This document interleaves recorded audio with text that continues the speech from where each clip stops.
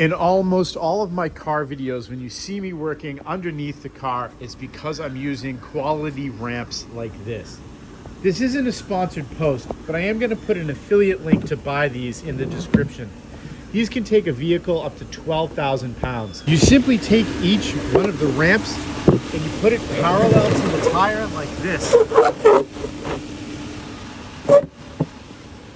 put them parallel to each other and head on with the tire, rather, should I say.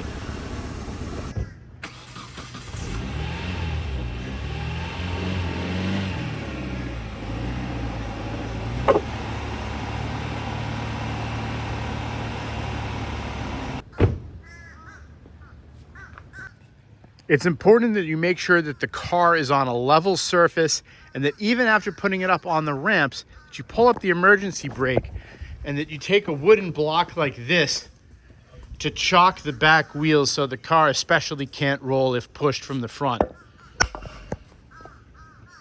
Again, I will put an affiliate link in the description to buy all of this stuff and be safe.